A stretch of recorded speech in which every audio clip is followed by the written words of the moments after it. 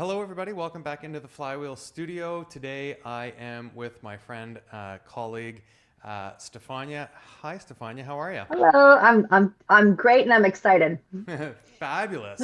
Hopefully, you're excited because we've got you in the agenda for our Digital Momentum Summit that is coming up on June the 3rd. We're really excited to have you. Thank you for participating. Yeah, I'm definitely looking forward to that. It's going to be a great day. We're focusing on sort of high impact B2B digital experiences. We're talking about AI, we're talking about the marketing technology landscape, we're talking about commerce, we're talking about how lean teams build big digital dreams. It's packed. Take a look, register. Stefania, you're also going to be on the stage. I want to get into sort of the content that you're going to be speaking to, but I also just want to let everybody know, for emphasis, we've known each other forever, and we've worked together professionally for just about as long. It goes back to your time at Sweet Spot. You helped scale that up, sell it. It became part of Rogers. You built up Women of Influence, sold that. Your entrepreneurialism in the digital space gives you a ton of experience. You've been able to lend that to Fortune 500 companies. Why have you now started Stratastory after all of that other experience? So I just want to point out you have been working with both of my companies that got acquired. So That's that's true. just someone that should be flagged. Coincidence? I don't know. Probably not.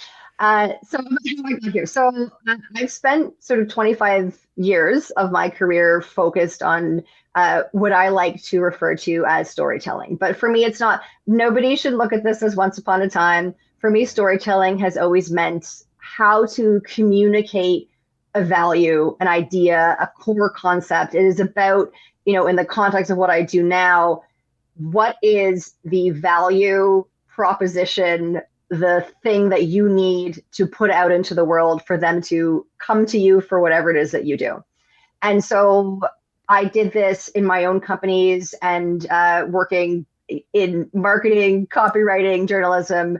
I've, I tell people I've sold products, I've sold brands, I've sold people, not people, personal brands, ideas, the whole gamut.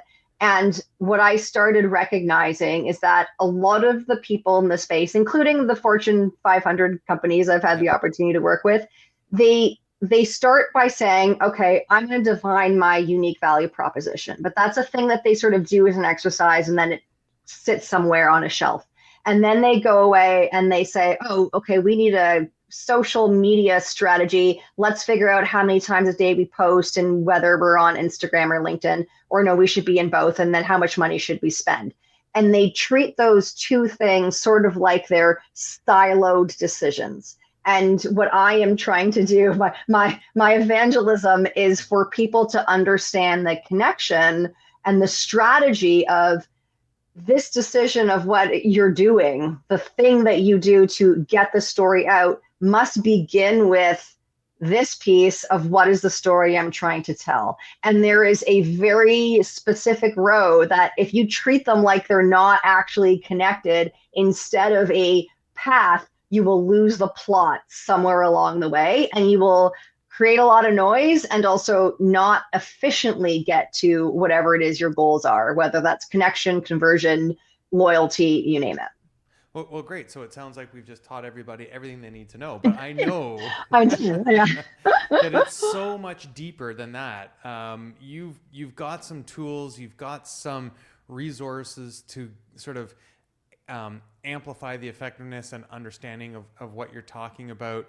How do you engage with your clients and help them along the way? Yeah, so I mean, a lot of what I do is starts with the understanding of how to clarify your value, and that really comes with widening that circle of what it is that can be or should be a part of our story. And then what I really try and hammer home is that what you are trying to say needs to fit this whole story through a very tiny filter, little connection Yeah. points that then connect you to a person over here that you're trying to convince. And the fact is, your story, it's about you, but it's not for you.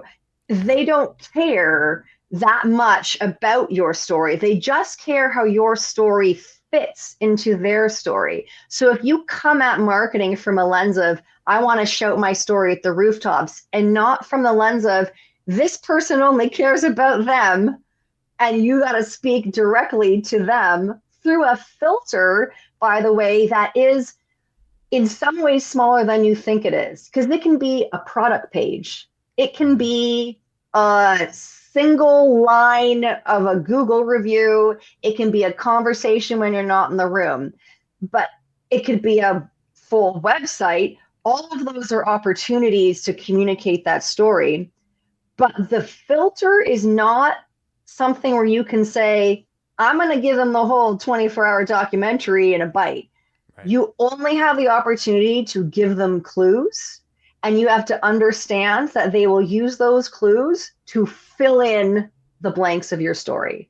So if you're not dropping the breadcrumbs, it will go wrong. They will fill in the wrong story of how you fit into their world.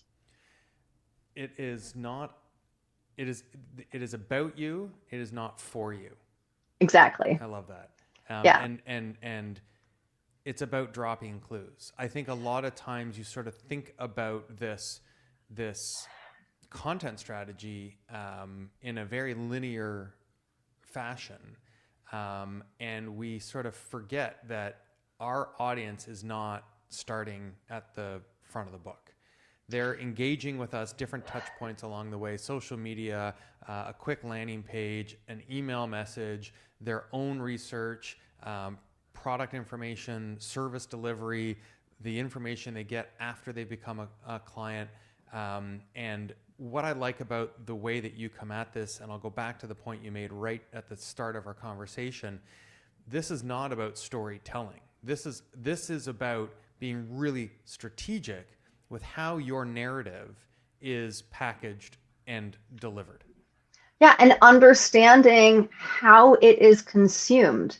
Because Yes. the part of my work, I called it strategic storytelling because it is very much designed to have a purpose, but it's also very much built. It's not just about the art, it's about the science. You know, people are often surprised when I talk to them about a value proposition and it doesn't sound like something pretty, it sounds like something functional because that's what it's supposed to Mm-hmm. be. You know, you need to start with that structure and then figure out that when that messaging gets transmitted to someone's brain, they are feeding it through a filter that is trying to find the easiest, fastest path to a story that makes sense to them.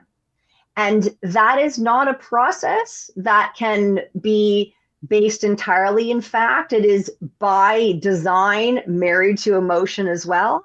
And it is also very much driven by bias. I have a slide that has 188 cognitive biases that tell you how people make. I also have another slide that distills that into 3 simple things you need to remember, because you don't need to know all 188, but you need to understand that people's filters, it's not about, we love to think we make rational decisions, but we're just very good at rationalizing. And Mm-hmm. as soon as people are able to understand how that process works, they then can leave the right breadcrumbs so that your audience fills in the story themselves. It is the difference between them showing up and you feeling like you've got to prove yourself, and then thinking, you had me at hello. Like, these Right. people get me. I am a part of this brand. So you can use a lot of tools, which I like to drop a lot of very specific ways to do this, because I know that, me just giving you the how and not like the actual, like, okay, now this is what you do with it, is kind of useless. But I mean, I can't do that in a 10-minute conversation, but I But you can can do do it it on on a stage. stage. I can do it on stage. How's that for a teaser? There you go. Well, perfect segue. Thanks for sort of teasing us with what we're going to learn at the Digital Momentum Summit, June the 3rd. Hit the link there. Stephania, thanks for participating. Thanks for your time today. I really look forward to hearing all about it. I think it's really going to be a tremendous value for the B2B audience that we're going to be speaking to. Sometimes I think that this gets sort of more attention from the B2C world. And I think there's going to be a ton that people are just going to start chewing on and thinking about and being able to take home in action. So can't wait to see it live. Awesome. Thanks. I'm excited. Thanks, everybody.